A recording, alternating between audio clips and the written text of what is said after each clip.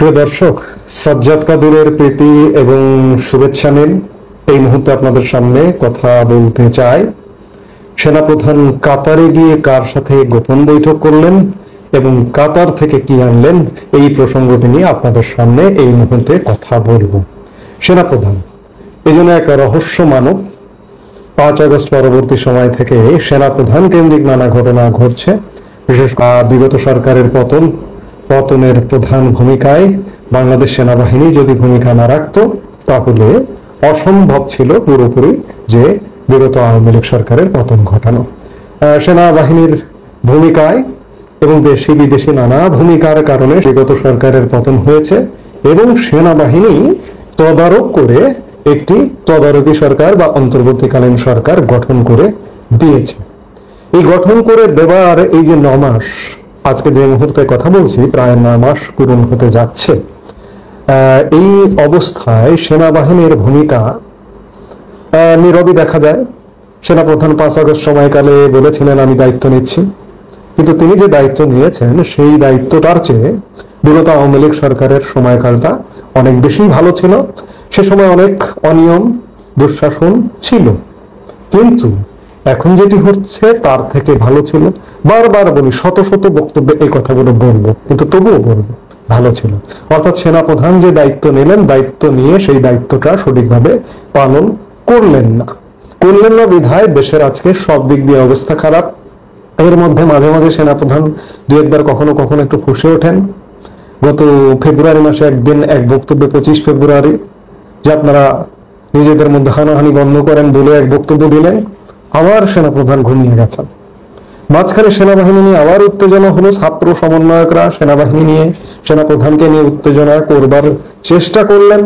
সেনাবাহিনী উত্তপ্ত হলো, সেনা কর্মকর্তারা উত্তপ্ত হলো। দফায় দফায় সেনাবাহিনী বৈঠক করে আবার ঠান্ডা, এখনো ঠান্ডা। সেনাপ্রধান চুপ, নীরব দর্শক।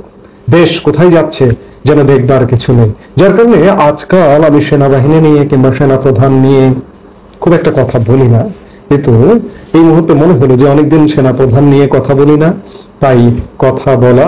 সেনাপ্রধান বিদেশ সফরের মধ্যে আছেন, দেশে থাকছেন, নীরবে থাকছেন, বিদেশ সফরে যাচ্ছেন। এর মধ্যে গত 3 মে তিনি কাতার সফরে গিয়েছিলেন এবং ইতিমধ্যে আজ 5 মে, আজ সকালে তিনি দেশে ফিরে এসেছেন। সেনাবাহিনীর পক্ষ থেকে যেটি বলা হচ্ছে যে সফরকালে তিনি কাতারের উপপ্রধানমন্ত্রী ও প্রতিরক্ষা মন্ত্রণালয়ের প্রতিমন্ত্রী, স্বরাষ্ট্র মন্ত্রণালয়ের প্রতিমন্ত্রী, কাতার সশস্ত্র বাহিনীর চিফ অফ স্টাফ, অভ্যন্তরীণ নিরাপত্তা বাহিনীর উপপ্রধান সহ উচ্চ পদস্থ সামরিক ও বেসামরিক ব্যক্তিবর্গের সাথে সৌজন্য সাক্ষাৎ ও বৈঠক করেছেন। গত 3 মে সেনাবাহিনীর প্রধান ওয়াকারুজ্জামান কাতার অলিম্পিক কমিটির প্রেসিডেন্ট মান্যবর শেখ জোয়ান বিন হামান বিন খলিফা আল থানির সঙ্গে সাক্ষাৎ করেন। বৈঠকে তারা উভয় দেশের অলিম্পিক কমিটির স্বার্থ সংশ্লিষ্ট বিভিন্ন বিষয়, খেলাধুলা বিষয়ক প্রশিক্ষণ, দ্বিপাক্ষিক সম্পর্ক উন্নয়ন এবং বাংলাদেশ অলিম্পিক ভিলেজ নির্মাণের সম্ভাবনা নিয়ে আলোচনা করেন। এর কারণটা হচ্ছে সেনাপ্রধান অলিম্পিক ফেডারেশনের প্রেসিডেন্ট পদাধিকার বলে থাকেন। পরদিন 4 মে 2025 সেনাবাহিনী প্রধান কাতারের উপপ্রধানমন্ত্রী ও প্রতিরক্ষা প্রতিমন্ত্রী মান্যবর শেখ সৌদ বিন আব্দুর রহমান বিন হাসান বিন আলী আল থানি এবং স্বরাষ্ট্র প্রতিমন্ত্রী মান্যবর শেখ আব্দুল আজিজ বিন ফয়সাল বিন মোহাম্মদ আল থানির সঙ্গে পৃথক পৃথক সৌজন্য সাক্ষাৎ করেন। বৈঠক সমূহে সামরিক সহযোগিতা বৃদ্ধি, স্থানীয় প্রযুক্তি নির্ভর প্রতিরক্ষা শিল্পের সম্ভাবনা এবং দক্ষ জনশক্তি বিনিময় সহ বিবিধ বিষয়ে আলোচনা হয়। এছাড়াও সেনাবাহিনী প্রধান কাতার সশস্ত্র বাহিনীর chief of staff lieutenant general Jassim bin Mohammed bin Hamad Al মানায়ের সঙ্গে সাক্ষাৎ করেন। আলোচনাকালে দুই দেশের সশস্ত্র বাহিনীর মধ্যকার সম্পর্ক জোরদার, প্রশিক্ষণ সহায়তা, যৌথ প্রশিক্ষণ, প্রশিক্ষণার্থী বিনিময় এবং কাতারে অবসরপ্রাপ্ত সেনা সদস্যদের কর্মসংস্থানের বিষয়সমূহ গুরুত্ব পায়।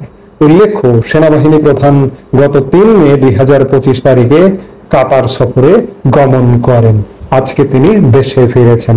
অর্থাৎ কাতারে তার ছিল এটি একটি রাষ্ট্রীয় সফর, দুই দেশের স্বার্থ সংশ্লিষ্ট বিষয়ে, অলিম্পিক কমিটি, ক্রীড়া সংক্রান্ত বিষয় এবং সামরিক শৃঙ্খলা সংক্রান্ত বিভিন্ন ব্যক্তিবর্গের সাথে সাক্ষাৎ করেছে। প্রশ্ন হচ্ছে যে মাঝে মাঝে আমি দেখি না অন্যদের, কিন্তু মাঝে মাঝে কিছু গুজব রটানো হয় যে সেনাপ্রধানের সাথে নাকি কাতারে ভারতের জাতীয় নিরাপত্তা উপদেষ্টা অজিত দোভালের গোপন বৈঠক হয়েছে। আমি কাউন্টার দিতে চাই না, যে বা যারা বলছেন তারা তাদের মতো বলতে পারেন। আপনি বলবেন, ধরুন একটি গুজব ছড়াবেন বা একটি ভিত্তিহীন তথ্য দেবেন, কিন্তু দেবার আগে বা একটি গল্প বানাবেন। আমাদের এই প্ল্যাটফর্মটি হয়ে গেছে খানিকটা অনেক ক্ষেত্রে দেখি যে গল্প বানানো, গল্প দাদু, গল্প জাদুঘর হবার মতো একটা ঘটনা। এই মুহূর্তে অজিত দোভাল ভারত ত্যাগ করবে, এটি আপনি ভাবেন কিভাবে? ভারত পাকিস্তান উত্তেজনার মধ্যে ভারতের যারা গুরুত্বপূর্ণ ব্যক্তিবর্গ, বিশেষ করে মন্ত্রী পরিষদ সদস্য, তারা এই মুহূর্তে বিদেশে কেউ নেই। যারা ছিলেন তারা চলে এসছেন। অজিত দোভালও কিন্তু একজন সেন্ট্রাল ক্যাবিনেট মিনিস্টার মর্যাদা সম্পন্ন মানুষ, এবং শুধু তাই নয়, ভারতের জাতীয় নিরাপত্তার দায়িত্বপ্রাপ্ত উপদেষ্টা, জাতীয় নিরাপত্তা উপদেষ্টা, তিনি এই মুহূর্তে দেশ ত্যাগ করে বাংলাদেশের জেনারেল ওয়াকারুজ্জামানের সাথে বৈঠক করবার জন্য কাতারে যাবেন। এটি আপনি ভাবেন কিভাবে? এই গল্পটা বানানো অন্য সময় যদি বানাতেন তাহলে এটি গ্রহণযোগ্যতা পেত, কিন্তু যে সময় গল্পটা বানিয়েছেন এ সময় এটির গ্রহণযোগ্যতা নেই। আর অজিত দোভাল সেনাপ্রধানের সাথে বৈঠক করতে কাতারে চলে যাবেন, এটি আসলে, এই ভাবনাটাকে আমি কি বলবো, কিছু বলতে চাই না। অর্থাৎ এ ধরনের কোনো বৈঠকের কোনো তথ্য উপাত্ত আমি কোথাও অন্তত পক্ষে খুঁজে পেলাম না বা খুঁজে পাইনি। আমার কারো কথাকে কাউন্টার দেবার কোনো নিয়ত বা ইচ্ছে নেই, কিন্তু এমন কথা বলা উচিত না যারা এমন তথ্য ছড়ান, যারা বলতে চান, যে তাদেরকে বলতে চাই যে তথ্য এবং মানুষকে সাহস দিতে হবে। ধরুন মানুষকে আপনি সাহস দেবেন, সেটা সত্যের মধ্যে থেকে সাহসটা দেবেন। মিথ্যে কখনো কখনো মিথ্যে কথা বলতে হয় সাহস দিতে গেলে। এখন সেই কখনো সখনো নয়। এবং অজিত দোভালের সাথে বৈঠক হয়েছে, বৈঠক হয়ে কি হয়েছে? আমি মিথ্যে আশ্বাস কেন দেব মানুষকে? এই যে বৈঠক হচ্ছে, এ হচ্ছে, সে হচ্ছে, বাংলাদেশের পরিস্থিতির কি কোনো উন্নতি হয়েছে? উন্নতি হচ্ছে? উন্নতি হয় নাই। এই জন্য বাংলাদেশের মানুষকে অন্ততপক্ষে স্বনির্ভর মেন্টালিটি নিয়ে গড়ে উঠতে হবে। এই যে আগামীর যে পরিবেশ পরিস্থিতি, বাংলাদেশে যে নানা রকম সংকটের গন্ধ পাওয়া যাচ্ছে চারিদিকে, এই সংকট মোকাবেলা করতে হবে বাংলাদেশের মানুষকেই।